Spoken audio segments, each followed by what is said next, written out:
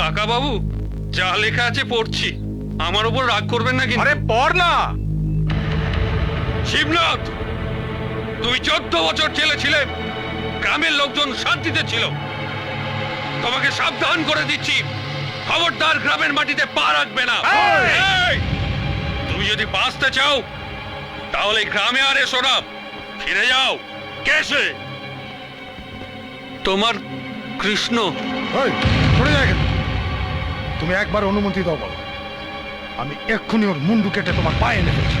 চুপ কর! আমি তোকে জন্ম দিয়েছি না, তুই আমাকে জন্ম দিয়েছিস। ভুলে যাবি না ভবানী, এক সময় আমি বাঘ ছিলাম, সেই তেজ এখনো আমার মধ্যে রয়েছে। তুই চিতা সাজিয়ে রাখ, আমি এক্ষুনি ওকে মেরে নিয়ে আসছি।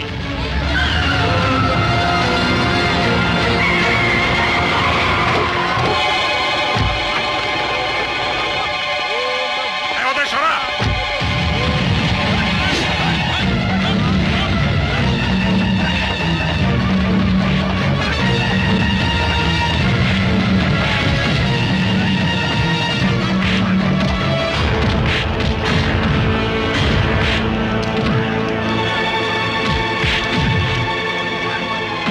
কি করছো কি কি করছো কি তোমরা? বন্ধ করো সব, বন্ধ করো। ঠাকুর মশাই, আপনি পুজো বন্ধ করবেন না। এই শিবনাথ, এটা কিন্তু শত্রুতার সময় নয়, তুমি কিন্তু যজ্ঞ নষ্ট করবে না। কাদের জন্য যোগ্য হচ্ছে শুনি? তোমাদের জন্য? না, আমাদের জন্য নয়, গ্রামের সব মানুষদের জন্য। তাই নাকি? এই, তুমি কিন্তু এখান থেকে চলে যাও, নইলে কিন্তু। এই, কি করছো? তোর এত বড় সাহস, তুই আমায় ভয় দেখাচ্ছিস? আবে, শালা কৃষ্ণ!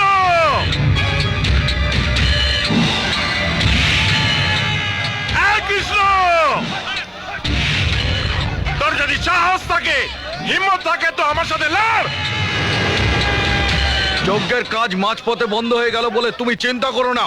রামায়ণে রামচন্দ্র যজ্ঞ বন্ধ করে রাক্ষসদের নিধন করেছিলেন, তারপর যজ্ঞ করেছিলেন। তুমিও তাই করো, তাই করো।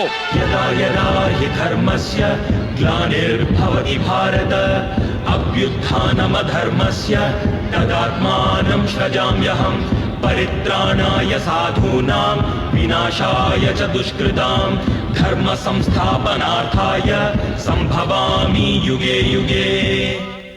তুই গায়ে মঙ্গলের জন্য যজ্ঞ করছিস?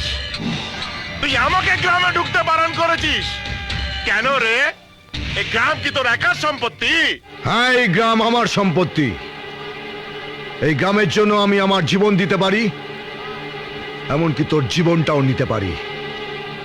যা এখান থেকে। আমি জেলে ছিলাম সত্যি, তবু আমি জানি এই এলাকা আমার এলাকা। আমার ইশারা ছাড়া এই এলাকায় গাছের পাতাও নড়ে না। আমি তোকে শেষ করব কৃষ্ণ। আর আমি যদি তোকে শ্মশানে না নিয়ে যেতে পারি, তাহলে আমিও এক বাপের বেটা নই। তুই যদি এক বাপের বেটা হতিস, তাহলে আমার বাবার কাকাকে ধোকা দিয়ে মারতিস না। গ্রামের ভালোর জন্য যে যজ্ঞ হচ্ছে, সেই যজ্ঞ বন্ধ করতিস না। একটা কথা তুই কান খুলে শুনে রাখ, আমি তোকে তোর বাবার কাছেই পাঠাবো, কেননা আমি এক বাপের বেটা।